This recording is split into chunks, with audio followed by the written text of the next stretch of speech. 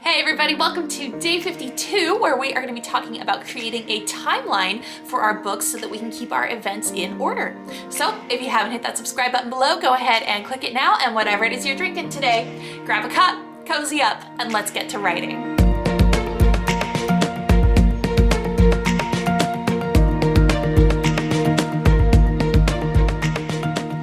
Continuity within our books is huge, and so I want to talk about how we can use two different kinds of timelines to really help us make sure that all of our events are in order and not conflicting, because we don't want readers to catch it and call us out on it later. So the first outline that I would recommend to anybody writing in any genre is an outline of your backstory, so the past events that have happened, so that you can absolutely keep them in order and have the correct references to what years each thing's happened, to how long ago that was, because it's especially difficult if, as your books progress, if you go forward a year with each book, it becomes increasingly harder to figure out, okay, how many years ago did that happen? And when was that? And did that happen before that event? And so creating a timeline can help you so much. So I'm actually going to show you guys mine that I have for my Secrets of the Halie series here. And if you have not already read them, this is going to spoil some things. So don't examine it too closely if you haven't read the books. But you'll see I start off at year 0 is when my main two characters were born, and I have listed out how old everybody was that year, the year before it. So on top of the timeline, I list out the ages of everybody, because to me, that is important to know, like, what age everybody was when that was happening, because it influences how they would react in each situation, depending on how old they were. And then below each year, I listed out the events that happened that year and what's important, so that when I look back and I'm trying to reference, oh yeah, this happened 20 years ago, I can look back and really easily reference what year that happened, and I know that I'm not getting events out of order when I describe how they happened. So we've got the year before our main characters are born, I had as -1, and then this whole line goes through year 5, and then on my next page I have year 6 through 12, and then on my next page I have year 13 through 19, which is right all the way up until present time. And I cannot tell you how immensely helpful this timeline has been to me, especially since now you guys know I've written a prequel to go along with the series. Knowing when everything happened and how old everybody was totally influenced how they reacted to each event.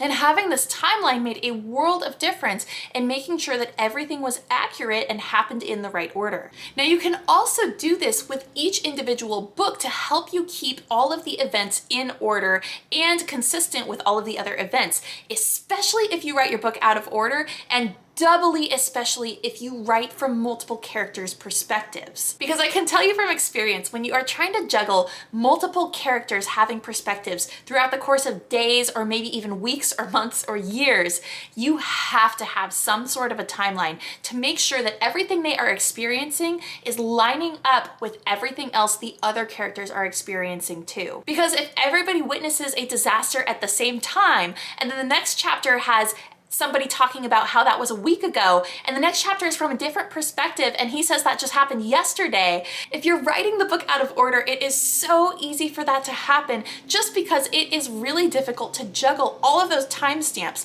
And so the easiest way to do this is to lay out a timeline that has little chinks in it for each designation of time that is most relevant to your story. So if your story takes place all in the course of a day, this could be an hour-by-hour timeline to make sure that everybody's events are matching up. Or if it takes place during the course of a week, it might be day by day by day. You might have 7 days laid out to make sure everybody is experiencing things at the right time. If it's over the course of a longer period of time, then just lay it out with whatever makes sense. But I find it easiest to just have those little chinks of time and then fill in what happened to each of those characters in that time frame. And that will help immensely with consistency.